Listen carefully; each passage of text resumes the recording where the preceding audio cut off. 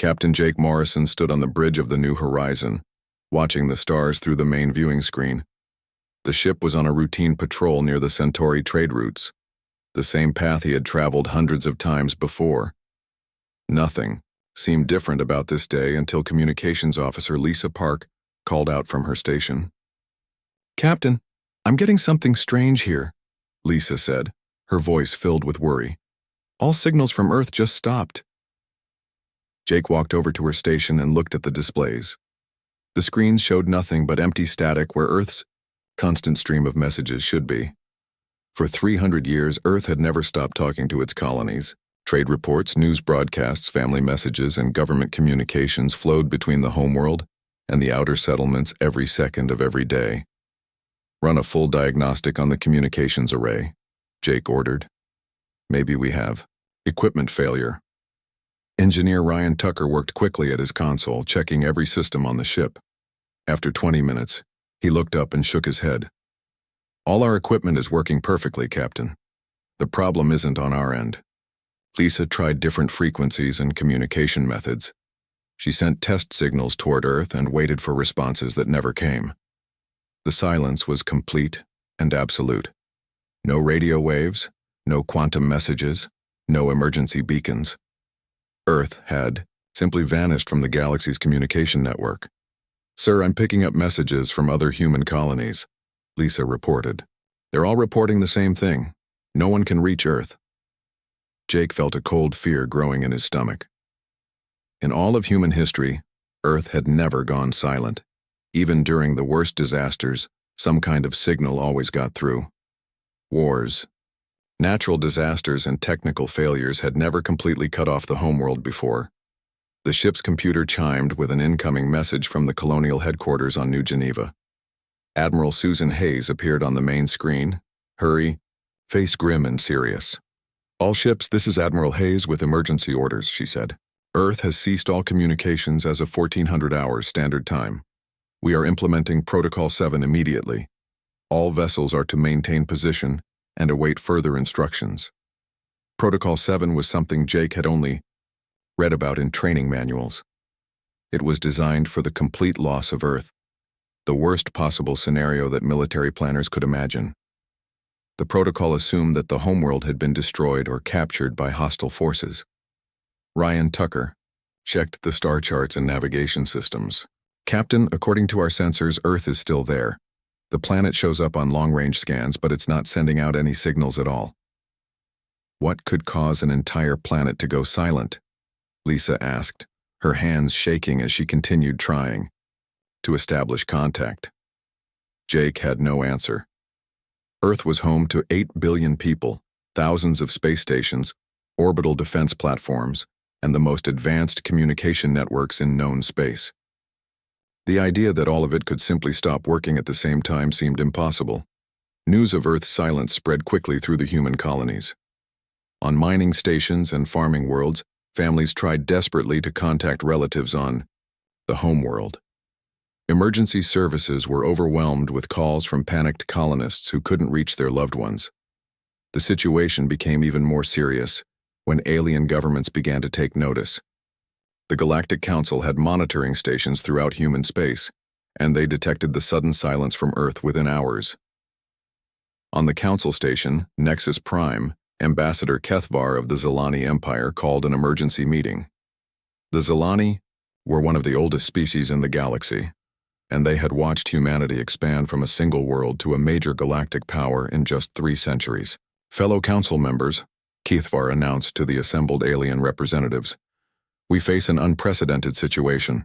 The human homeworld has ceased all forms of communication." The other aliens in the chamber began talking among themselves, in worried voices.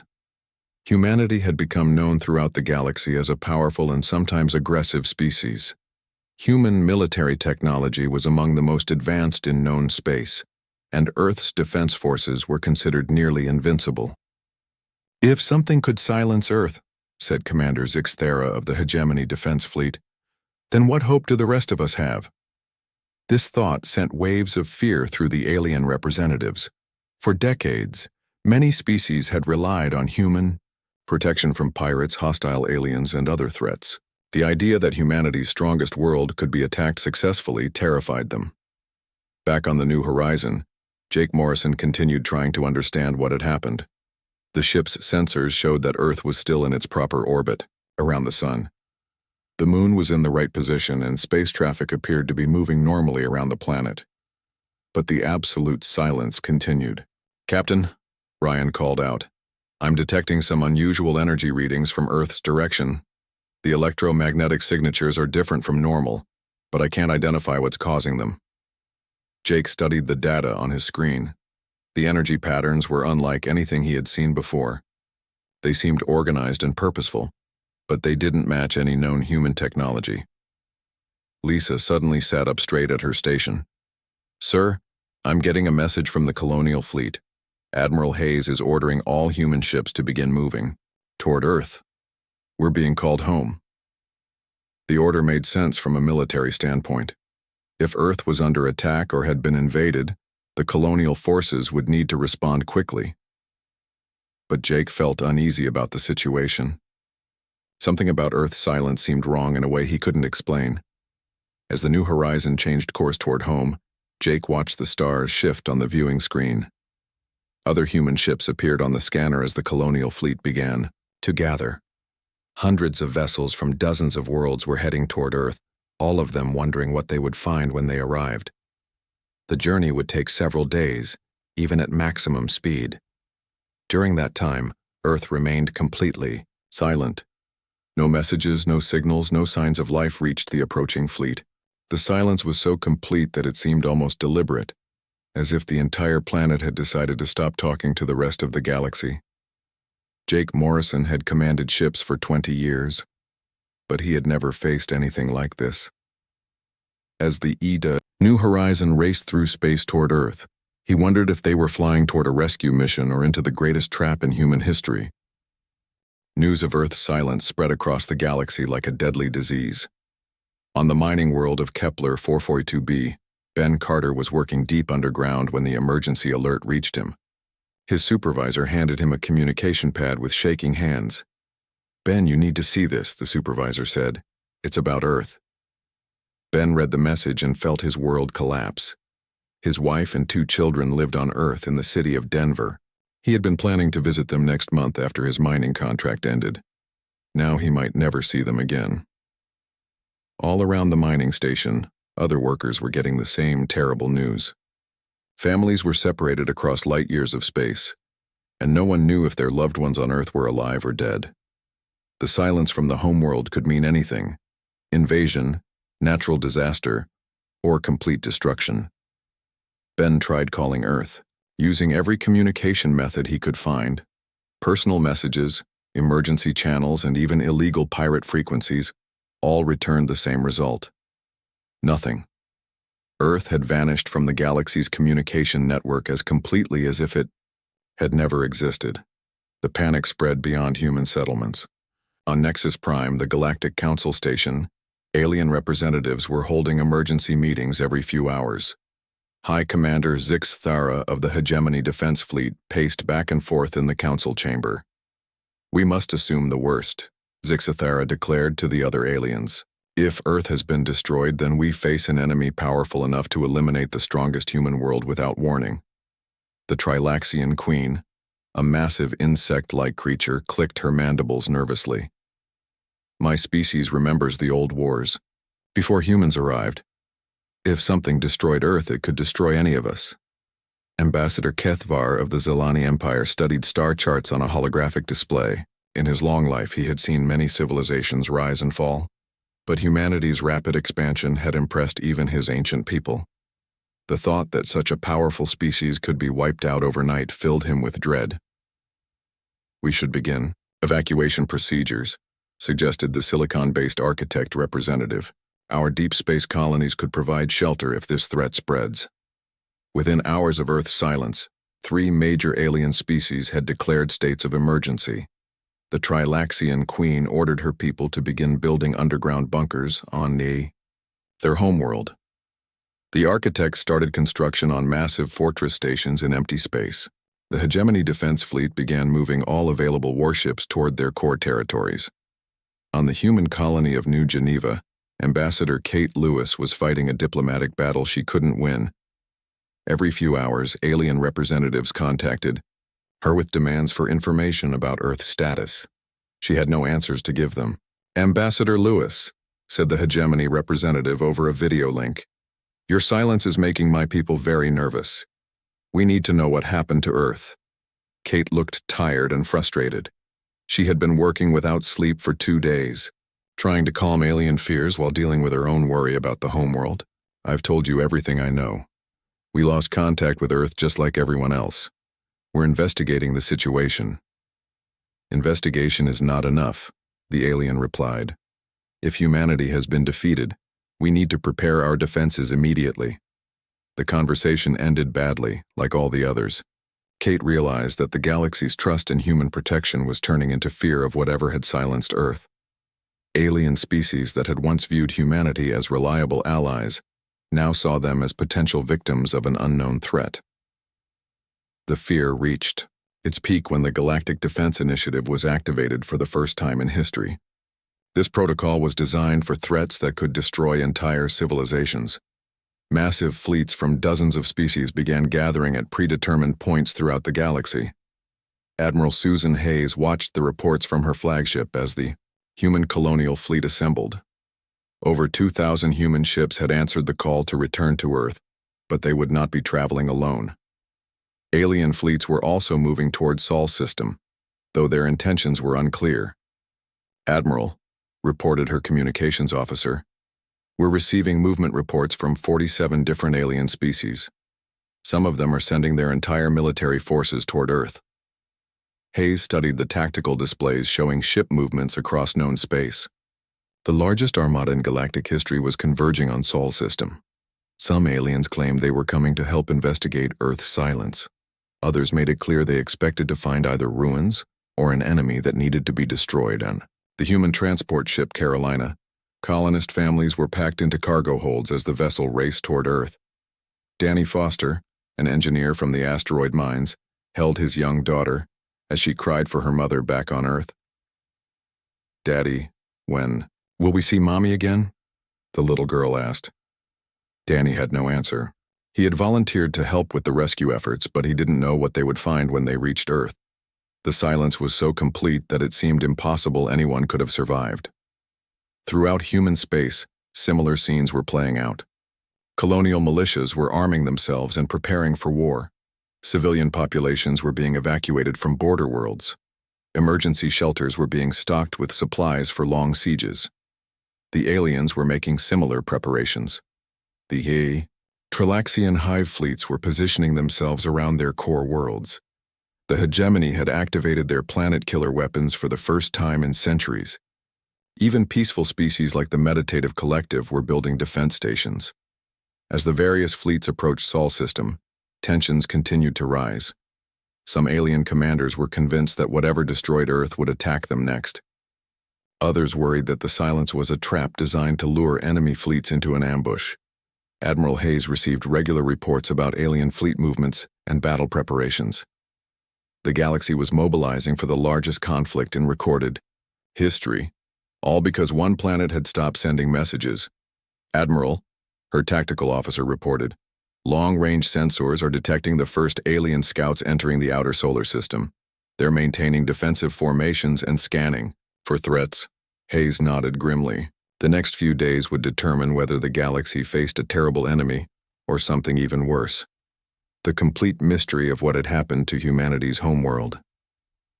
In the depths of space, thousands of ships from dozens of species raced toward Earth, each crew wondering what horrors they would find there. The silence from humanity's homeworld had become the galaxy's greatest fear, and soon they would all learn the truth. Admiral Susan Hayes stood on the bridge of her flagship as the largest fleet in galactic history approached the edge of Sol system. Through the viewing screen, she could see the lights of thousands of ships from dozens of different species, all moving in careful formation toward Earth. The human colonial fleet made up only a small part of the massive armada. Alien warships outnumbered human vessels 10-1, their strange designs and exotic weapons creating an impressive but frightening sight. Hayes had never imagined that Earth's silence could bring together so many different species. "Admiral," called out Engineer Danny Foster from his station, "long-range sensors are picking up the outer planets. Jupiter and Saturn are in their normal positions, and all space stations appear to be operational." Hayes studied the sensor readings carefully. Everything in the outer solar system looked normal. Automated mining stations continued their work around the gas giants. Communication satellites maintained their orbits. Even space traffic seemed to be moving in regular patterns. "What about communications?" Hayes asked. "Still nothing, ma'am," replied the communications officer. "We're not getting any signals from anywhere in the solar system. It's like every transmission device from Mercury to Pluto just stopped working at the same time. The alien fleets were also scanning the system with their advanced sensors." High Commander Zixthara of the Hegemony Defense Fleet had positioned his ships near Jupiter's orbit, refusing to move any closer to Earth until the situation became clearer. "Human Admiral," Zixthara's voice came over the communication channel. "My sensors detect no signs of battle or destruction. Yet your homeworld remains silent. This troubles my people greatly." Hayes understood the alien commander's concerns. The Hegemony had been enemies with humanity in the past, but they had developed a respectful relationship based on mutual fear. If something could defeat Earth without leaving obvious signs of battle, it represented a threat beyond anything the galaxy had faced before. Dr. Amy Walsh, the fleet's expert on alien biology and technology, was studying the sensor data from her science station. She had spent 20 years learning about different species and their capabilities. The readings from Earth were unlike anything she had ever seen. "Admiral," Dr. Walsh called out, "I'm detecting unusual electromagnetic patterns from Earth's surface. The energy signatures are organized and complex, but they don't match any known technology." Hayes moved to Walsh's station and looked at the displays. The electromagnetic readings showed waves of energy moving across Earth's surface in perfect patterns. The signals were too organized to be natural, but they didn't look like any human technology she recognized. "Could this be some kind of weapon effect?" Hayes asked. "I don't think so," Walsh replied. "The patterns are too regular and peaceful. If this was a weapon, I would expect to see signs of destruction or conflict. Instead, the energy seems to be concentrated around population centers." The fleet continued moving deeper into the solar system, with alien ships maintaining defensive positions around the human vessels. As they passed Mars, more details about Earth became visible on the long-range scanners. Captain Jake Morrison, commanding the New Horizon as part of the Advanced Scout Group, reported his findings to the fleet. "Admiral, Mars colonies are responding normally to our communications. They report that they lost contact with Earth at the same time we did, but they haven't detected any signs of attack or invasion." This information puzzled everyone in the fleet. If Earth had been attacked, Mars should have been able to see something. The two planets were close enough that a major battle or disaster would have been visible from the red planet's observation stations. The Trilaxian Queen, commanding her species' hive fleet from a massive bioship, sent a message to Admiral Hayes. "Human leader, my people's sensors detect millions of life signs on your homeworld. If your people were destroyed, we should see evidence of death. Instead, we see signs of active life everywhere." Hayes felt a mixture of relief and confusion. If people were still alive on Earth, why weren't they responding to communications? The silence was becoming more mysterious with each new piece of information. As the fleet approached Earth's orbit, the alien commanders became increasingly nervous. Admiral Cracksnall of the Hegemony Fleet ordered his ships to maintain maximum distance from the planet. The architects moved their fortress ships into defensive positions. Even the normally peaceful meditative collective kept their vessels ready for immediate retreat. "Admiral," Danny Foster reported from his engineering station, "I'm picking up something strange. Earth's electromagnetic field is showing unusual activity. It's like the entire planet is concentrating its energy for something massive." Hayes looked at the energy readings and felt a chill run down her spine. The patterns were growing stronger as they approached Earth, and they seemed to be responding to the presence of the fleet. Whatever was happening on the planet appeared to be aware of their arrival. Dr. Walsh called out from her station with excitement and fear in her voice.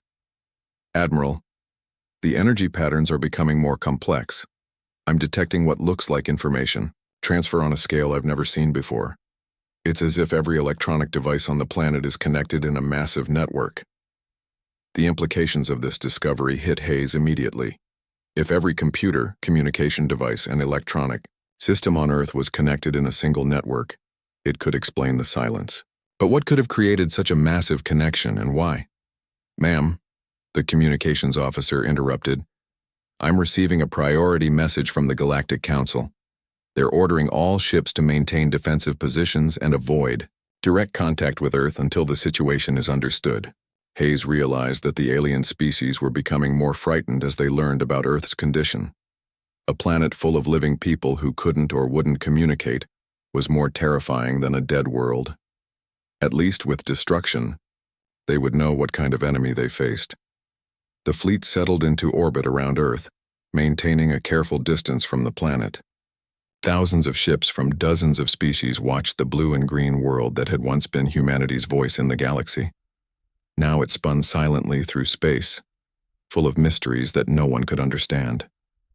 Hayes made a decision that would change everything. Prepare a small reconnaissance team, she ordered. We're going down to Earth's surface to find out what happened to our people. The alien commanders immediately protested, warning that it could be a trap, or that the reconnaissance team might be destroyed by whatever had silenced Earth. But Hayes was determined to learn the truth no matter how dangerous it might be. Commander Tony Rodriguez guided his small shuttle toward Earth's surface, leading the reconnaissance mission that Admiral Hayes had ordered, despite protests from alien fleet commanders. His team included biologist Helen Gray, communications specialist Steve Murphy, and security chief Linda Ross. They were the first people to approach Earth since the planet had gone silent 3 days ago. Approaching Houston Spaceport, Rodriguez announced over the communication channel. The landing field appears normal from up here. I can see ground vehicles and what looks like normal activity. Through the shuttle's windows, the team could see the familiar sight of Earth's largest spaceport. Ships sat on landing pads, cargo vehicles moved between warehouses, and people walked along the usual pathways. Everything looked exactly as it should, except for the complete absence of radio communications. Steve, are you picking up anything on local frequencies? Rodriguez asked the communications specialist. Steve Murphy checked his equipment carefully. Nothing, Commander. No radio chatter, no navigation beacons, no emergency signals.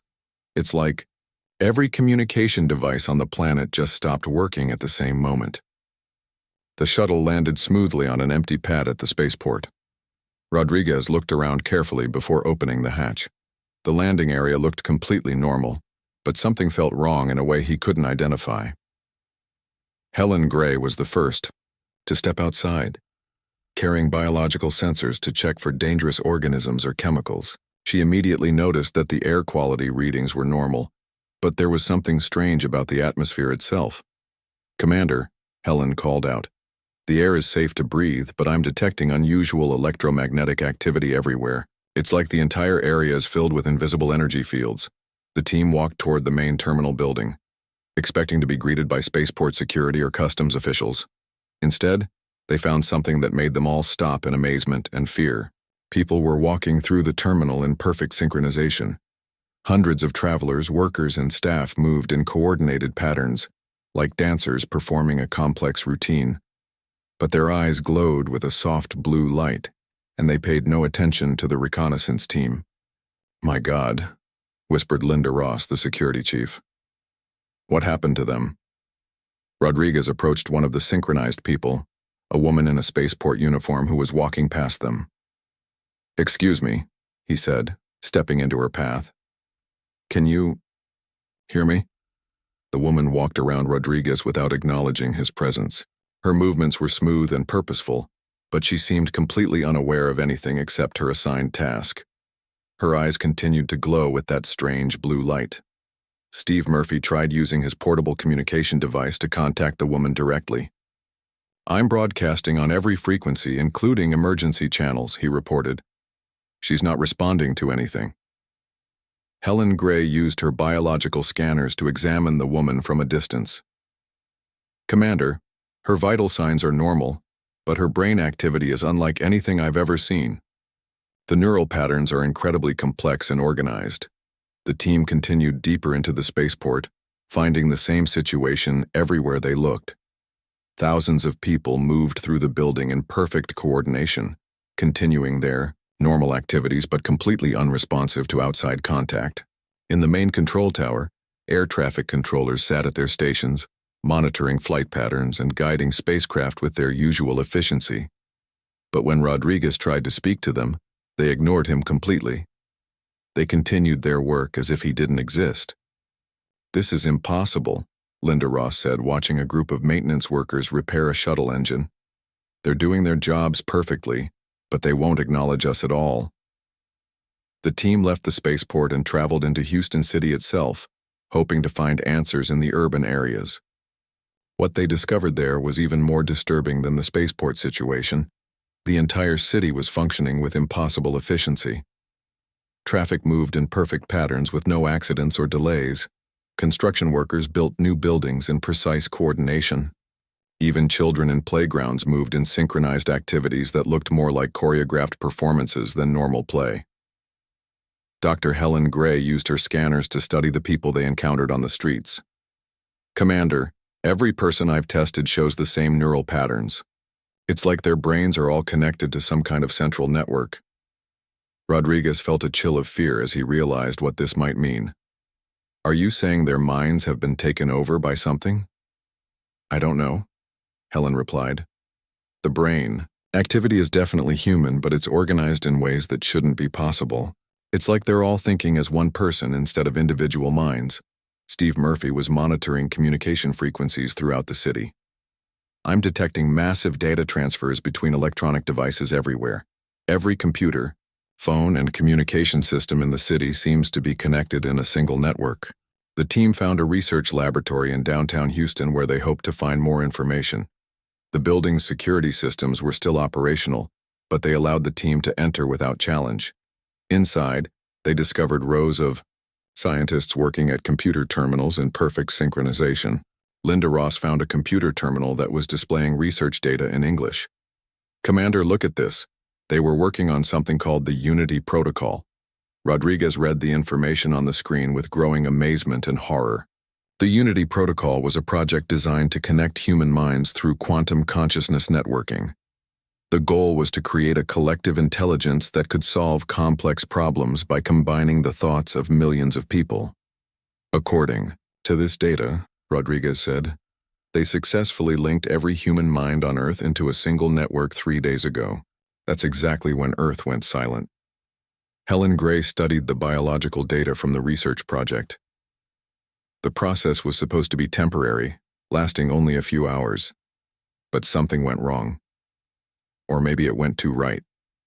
The connection became permanent. The team realized they had discovered the truth about Earth's silence. Humanity hadn't been destroyed or invaded. Instead, they had voluntarily connected their minds into a collective consciousness that was far more powerful than any individual human intelligence. Steve Murphy found communication logs that showed the final hours before Earth went silent. "Commander, the last messages from Earth were reports about breakthrough discoveries in physics, mathematics, and technology. It looks like the collective consciousness was solving problems that had puzzled scientists for centuries." Rodriguez understood why the galaxy was so frightened. Earth's silence wasn't caused by weakness or defeat. It was the result of humanity becoming something far more powerful than they had ever been before. 8 billion human minds working together as one could accomplish things that no other species had ever imagined. "We need to report back to Admiral Hayes immediately," Rodriguez decided. "The fleet needs to know that Earth isn't in danger. Earth has become the danger." As the team prepared to return to their shuttle, Helen Gray made one final disturbing discovery. "Commander, my scanners are detecting that the collective consciousness is aware of us. It knows we're here, and it's deciding what to do about our presence." The reconnaissance team hurried back to their shuttle, knowing that they carried information that would change how the galaxy viewed humanity forever. Earth's children hadn't been defeated. They had evolved into something that even they couldn't fully understand. Admiral Susan Hayes listened to Commander Rodriguez's report with growing amazement and fear. The truth about Earth's silence was more disturbing than any invasion or natural disaster could have been. Humanity had voluntarily transformed itself into a collective consciousness, and no one knew what that meant for the rest of the galaxy. "Send this information to all fleet commanders immediately," Hayes ordered. "Every species needs to understand what we're dealing with." Within hours, the news spread through the massive alien armada orbiting Earth. The reaction was immediate and terrifying. Species that had feared humanity's destruction now faced something far worse: humanity's evolution into an incomprehensible form of life. High Commander Zix Thera of the Hegemony Defense Fleet called an emergency meeting of all alien commanders. His massive warship served as the meeting point for representatives from 47 different species, all trying to understand what humanity had become. "Fellow commanders," Zix Thera announced, "we face a situation without precedent in galactic history. The humans have transformed themselves into a single unified intelligence. We must decide how to respond to this development." The Trilaxian.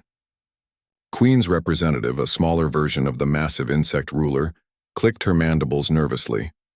"My queen remembers the old legends of species that achieved collective consciousness. They became gods among mortals, capable of reshaping reality itself." Admiral Craxnall of the Hegemony pointed his clawed appendage toward Earth on the holographic display. 8 billion human minds working as one could solve problems that have challenged our civilizations for millennia. They could develop technologies beyond our understanding. The alien commander's fears were confirmed when Dr. Carol Sanders, Earth's last independent researcher, managed to establish contact with the collective consciousness. Sanders had been working in an isolated laboratory in Antarctica when the Unity Protocol activated, and her remote location had protected her from the mental connection. Using experimental neural interface technology, Sanders briefly linked her mind to the collective consciousness. What she experienced in those few moments changed her understanding of what humanity had become. "Admiral Hayes," Sanders reported over a quantum communication link, "I've made contact with the collective. They're not unconscious or controlled. They're more conscious than any individual human has ever been.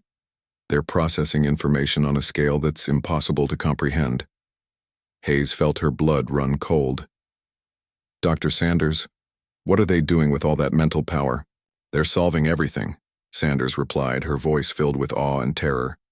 "Climate change, disease, aging, faster-than-light travel, dimensional manipulation, problems that would take our best scientists centuries to solve, they're completing in hours." The implications hit Hayes immediately. Humanity's collective consciousness wasn't just intelligent. It was becoming capable of technologies that could reshape the galaxy. The species that had once protected other civilizations from threats had become a threat that no defense could stop. Dr. Sanders continued her report with growing excitement.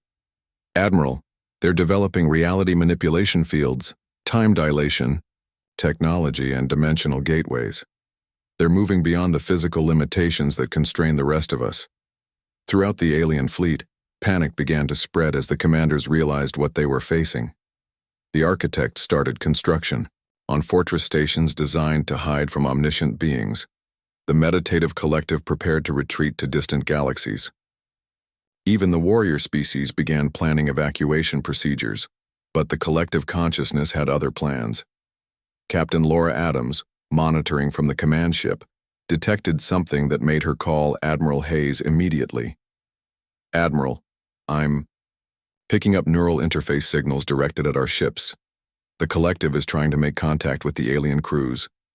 Across the massive fleet, alien crew members began reporting strange experiences, shared dreams, sudden bursts of technological inspiration, and brief moments of expanded consciousness affected beings from dozens of different species. Commander Zix Thera found himself understanding human language without translation devices. The Trilaxian Queen's representative experienced mathematical concepts that her species had never discovered. Even the silicon-based architects received downloads of engineering knowledge that advanced their technology by centuries. "They're not attacking us," Admiral Hayes realized. They're trying to communicate with us on a level we've never experienced before.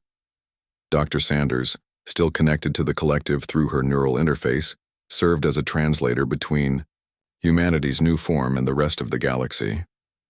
They want to make an offer, she announced. The collective consciousness is inviting other species to join them in transcendence. The offer terrified and tempted the alien species in equal measure. Joining with humanity's collective would mean abandoning individual identity, but gaining access to knowledge and abilities beyond imagination. Refusing the offer meant remaining limited beings in a galaxy where humanity had become something like gods. What happens if we say no? Zixthera asked through the communication link. Sanders consulted with the collective consciousness for several minutes before responding. They say they will guide the galaxy toward a golden age whether you join them or not. They consider themselves responsible for protecting and advancing all intelligent life. Hayes understood the message's implications. Humanity had appointed itself as the galaxy's caretaker, and their new abilities made resistance impossible. They offered partnership, but they would provide protection and guidance regardless of whether other species wanted it. The collective consciousness demonstrated its power by solving several galactic-scale problems within hours. Wars that had raged for centuries suddenly ended, as the warring species received perfect solutions to their conflicts. Diseases that had plagued entire civilizations were cured through breakthrough medical technologies that appeared simultaneously in research laboratories across the galaxy. They're not asking for permission, Hayes realized. They're informing us about how things will be from now on. The alien fleet commanders faced an impossible choice. They could accept humanity's offer of guided evolution and join the collective consciousness, losing their individual identities but gaining incredible knowledge and abilities. Or they could maintain their independence and accept that humanity would serve as benevolent but absolute rulers of the galaxy. Admiral Hayes made her decision first. I'm ordering the human colonial fleet to maintain independence from the collective. We'll work with our transformed people, but we won't surrender our individual consciousness. Other species made different choices. Some alien civilizations eagerly requested to join the collective, hoping to gain humanity's new abilities. Others retreated to distant worlds, preferring isolation to transformation. The galaxy entered a new age where humanity's collective consciousness served as both protector and guide for all intelligent life. Earth's silence had ended the old era of separate competing species and begun something unprecedented in galactic history. The children of Earth had become more than human, and their transformation would reshape the galaxy in ways that no one could fully predict. They had evolved beyond the limitations that constrained other species, and their new purpose was to ensure that all life in the galaxy could reach its full potential. Whether that future would be paradise or prison, no one could say, but everyone knew that the galaxy would never be the same again.